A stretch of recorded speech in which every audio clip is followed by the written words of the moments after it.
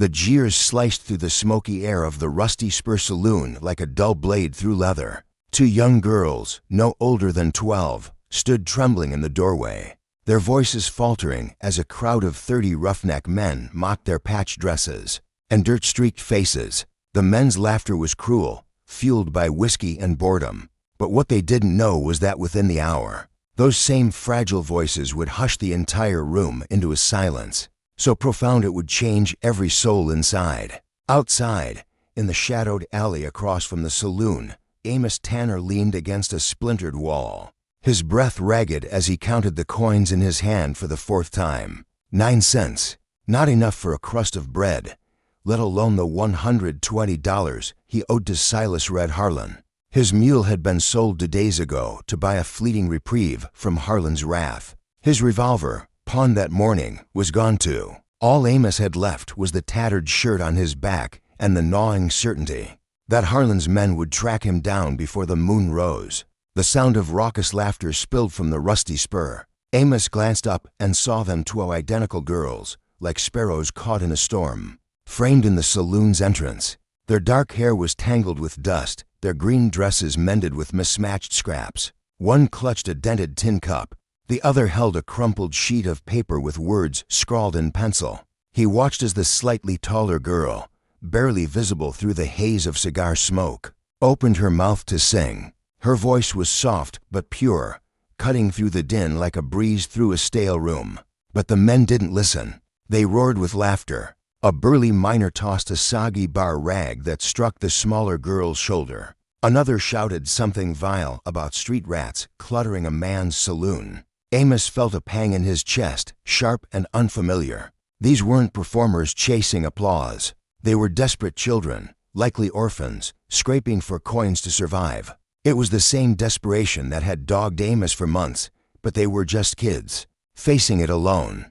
The girls retreated toward the door, their faces flushed with shame, but they didn't flee. The taller one knelt, brushing the dirt from her sister's dress, and whispered something that made the younger girl nod.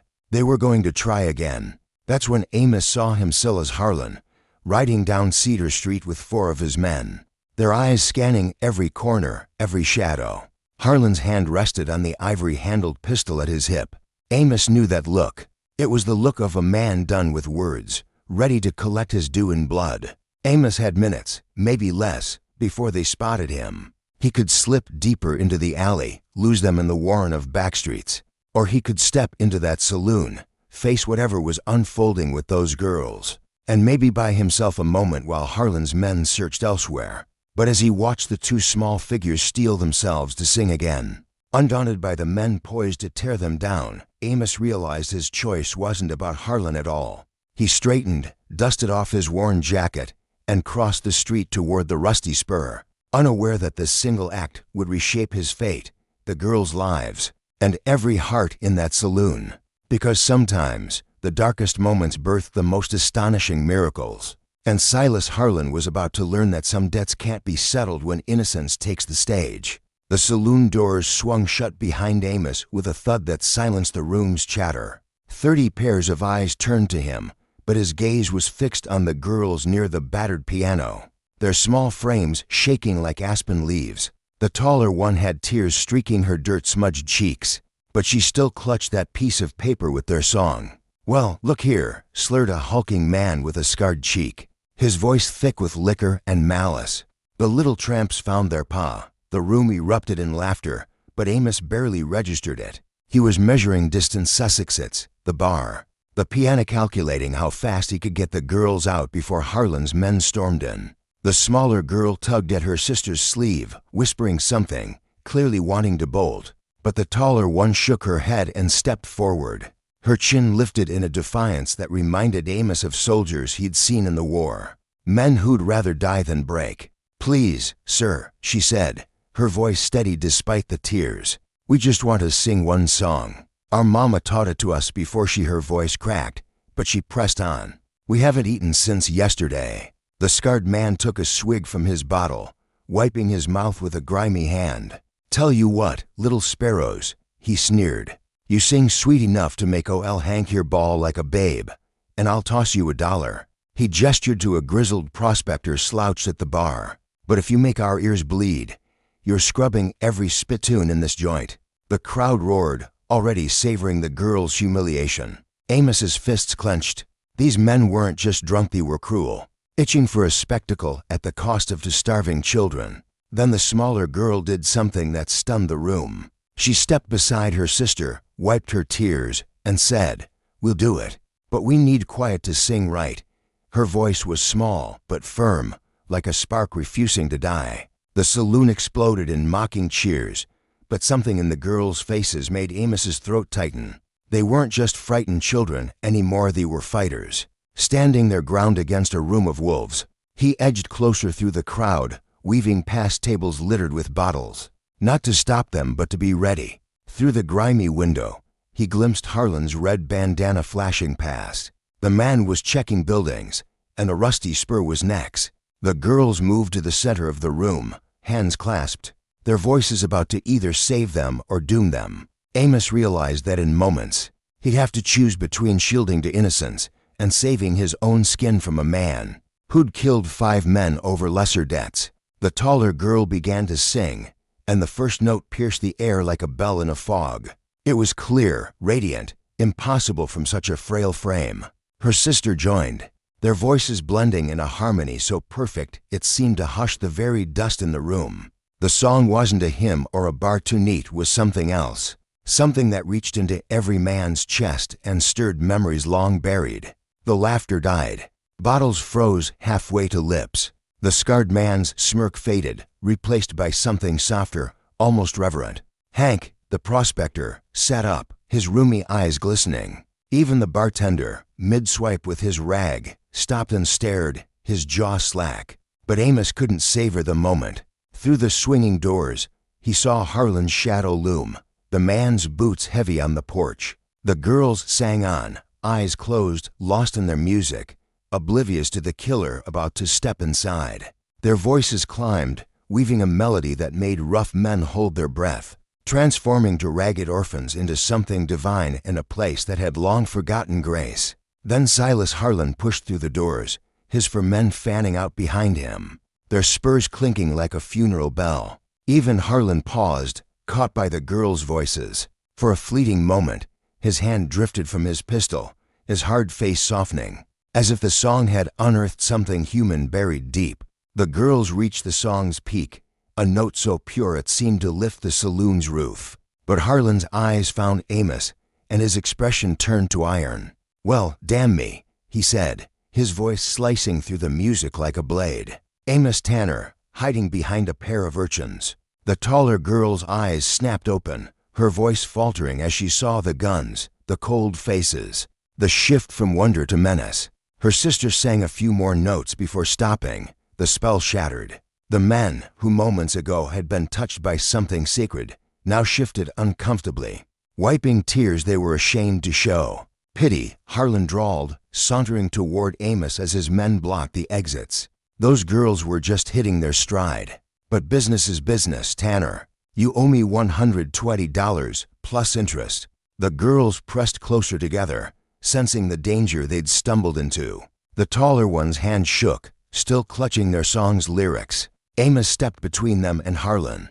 "Leave them out of this, Silas. This is you and me." Harlan's smile was a predator's, all teeth and no warmth. "Oh, I will. But first, let's have these little doves finish their tune. Might be the last song this crowd hears." The room tensed, a wire stretched to breaking. Harlan wasn't just here for money, he was here to make a point. And everyone in the Rusty Spur was now a witness to a reckoning that would likely end in blood. The silence was suffocating, broken only by the creak of floorboards under Harlan's boots.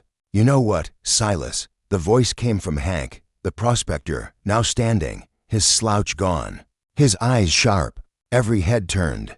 "I reckon you ought to let these girls finish their song." Harlan's laugh was cold as a winter creek. "That's so, Hank. And what gives you a say?" Hank reached into his vest, slow and deliberate, and pulled out a wad of bills. "Got $35 right here that says these girls deserve better than watching a man bleed out." He slapped the money on the bar. "That's for their song. Finest I ever heard." A murmur rippled through the crowd. Men dug into pockets, tossing coins and bills onto the pile. The scarred man, whose name was Bull Ramsey, stood and added a silver dollar. "Best voices west of St. Louis," he muttered, his voice thick with regret. Harlan's face darkened. These weren't just onlookers anymore, they were choosing sides, and in a room of armed men. That was a dangerous shift. "Touching," he snarled. "But I'm only interested in Tanner's debt. $120 plus interest. And if I don't get it now, this place gets ugly." The taller girl stepped forward, her sister's hand in hers, and looked Harlan in the eye. "Sir," she said, her voice steady despite her trembling frame, "how much money's there?" She nodded at the bar. Hank counted. "About $55, little one." She nodded, then faced Harlan. "Will you take $55 and let everyone go? We don't need it. We just wanted to sing." The saloon fell silent. A 12-year-old was bargaining with a killer, offering every cent they'd earned to save strangers and a man they didn't know.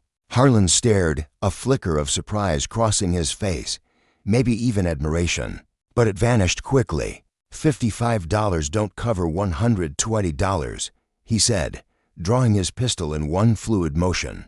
"But I'll make a deal. One of you sings something that makes me cry, and I'll take the $55 and call it square. If you can't," his finger grazed the trigger, "this ends permanent." The smaller girl sobbed, but her sister squeezed her hand and whispered something that calmed her. They shared a look, a silent agreement born of shared pain.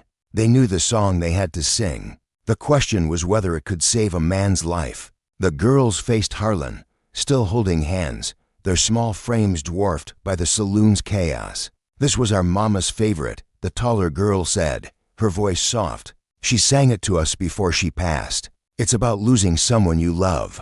Harlan kept his gun on Amos, but his eyes stayed on the girls.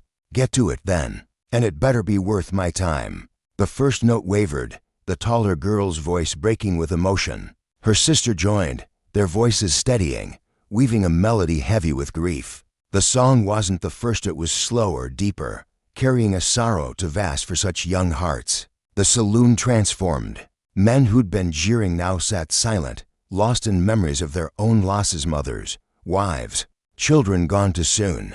Bull Ramsey buried his face in his hands. Hank wept openly, unashamed. The bartender leaned on the counter, his eyes distant. But it was Harlan who changed most. His gun hand trembled, not from fear but from something raw, unguarded. His face softened, lines deepening as memories he'd locked away surged forward. The girls sang of empty places at tables, of voices silenced forever, their harmony wrapping the room in a quiet ache. A tear slid down Harlan's cheek, then another. His pistol lowered, as if too heavy to hold. "She was 9, he whispered, his voice a broken thing. "My daughter. She used to hum like that." He couldn't say more. The gun hung limp at his side as grief spilled out, years of pain unleashed by two voices. The girls finished, but their melody lingered, soft as a lullaby, soothing a room of hardened men.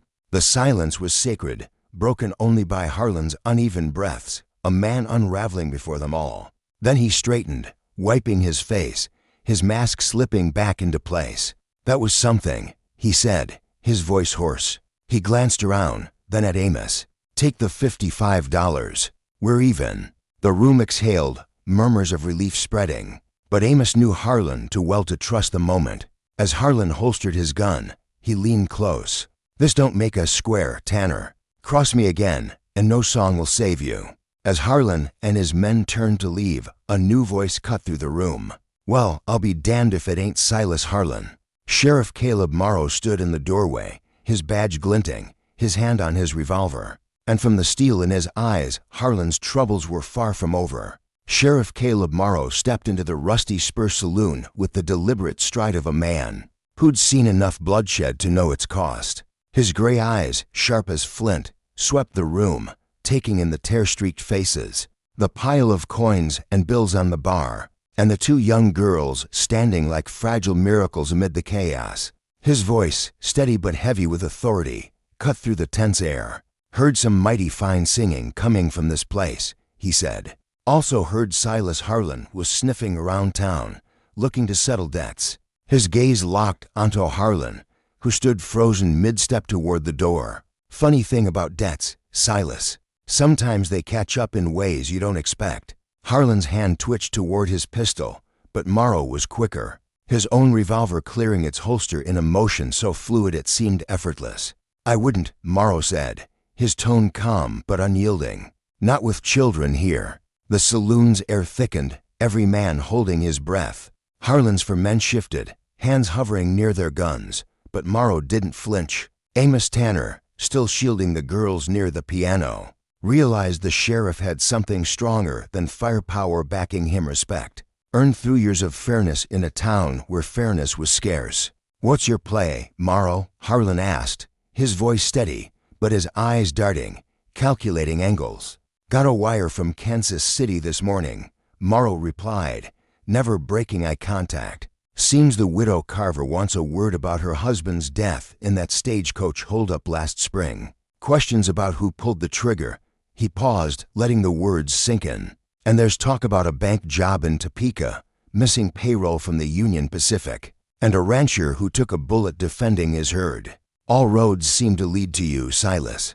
Harlan's face paled, the color draining like water from a cracked bucket. The room was so quiet you could hear the faint tick of the saloon's clock. Even the girls, Lily and Rose, sensed the weight of the moment, their small hands still clasped as they watched something bigger than a debt collection unfold.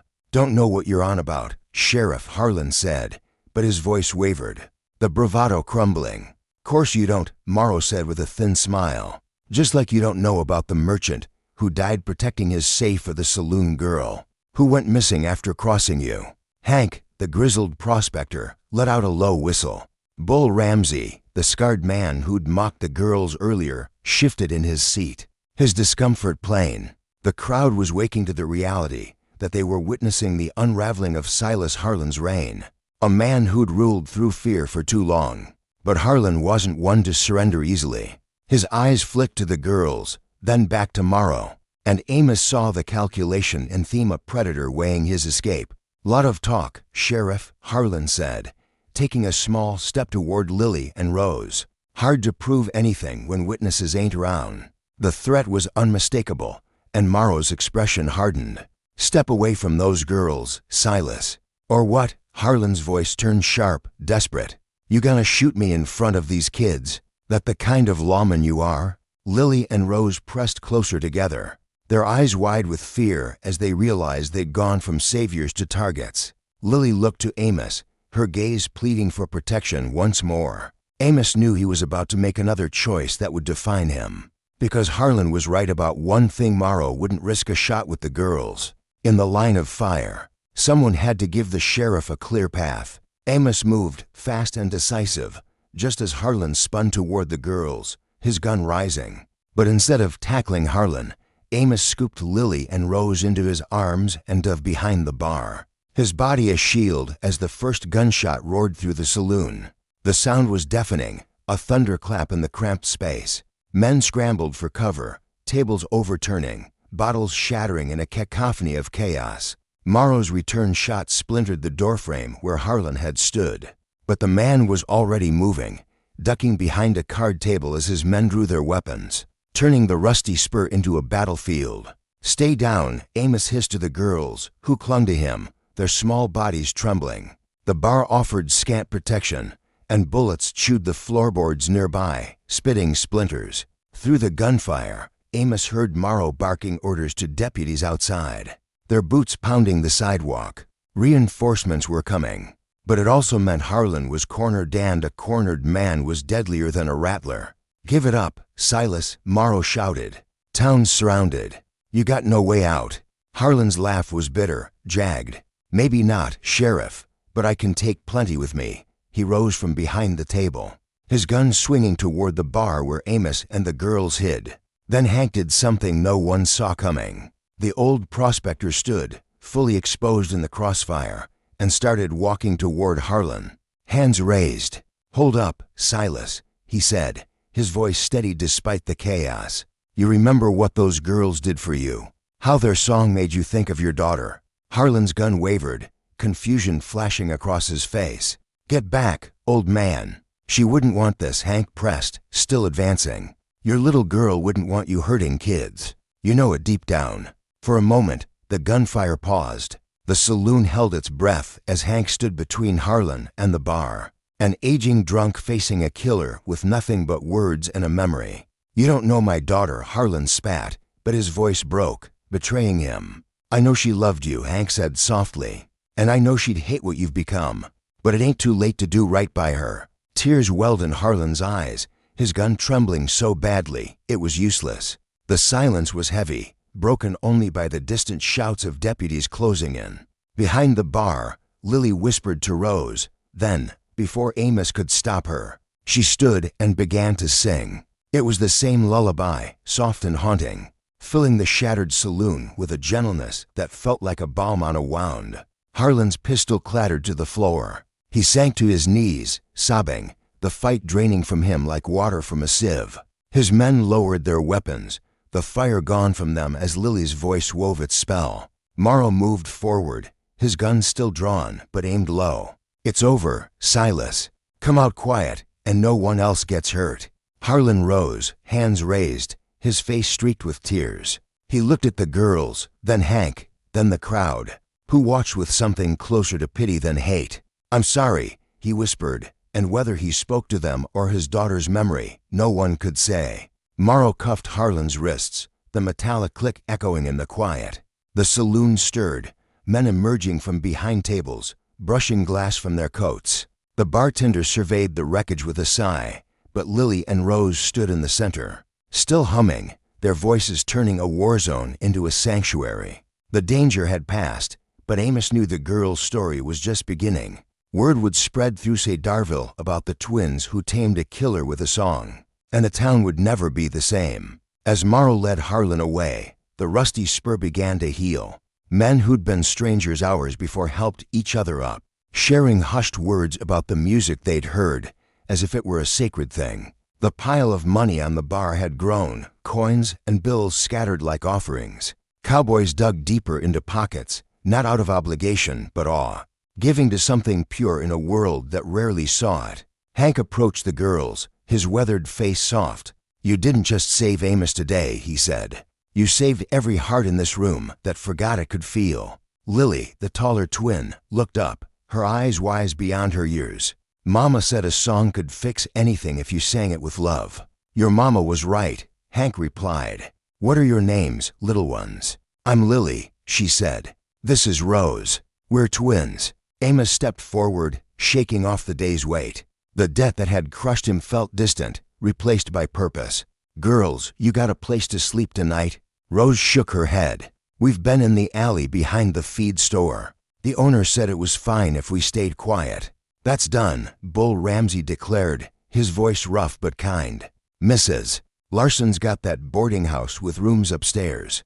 I'll cover 3 months' beds, meals, the works. I'll add 2 more," called another voice, then another. Soon, half the saloon was pledging money, not for a night, but for a future where Lily and Rose would never go hungry again.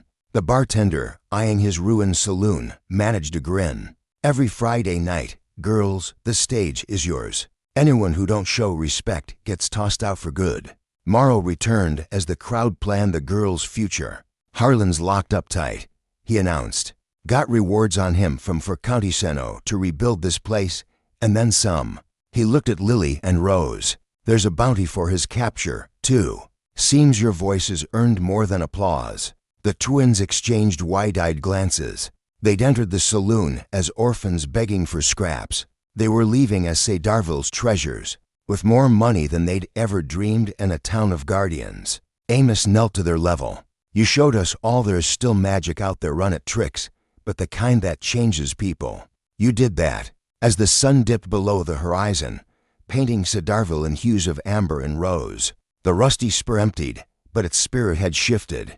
Word of the night would spread how two girls silenced a saloon, softened a killer, and reminded a town what grace looked like. Lily and Rose stepped into their new life, surrounded by men who'd become family, their voices still humming that lullaby that had saved them all. Sometimes the bleakest moments spark the brightest miracles. And sometimes, all it takes is courage, heart, and 2 voices in harmony to show a weary world what hope sounds like. What did you think of Lily and Rose's story? Share your thoughts in the comments below, especially on the themes of violence and injustice. Should the townsfolk have fought Harlan sooner? Was his moment of redemption enough?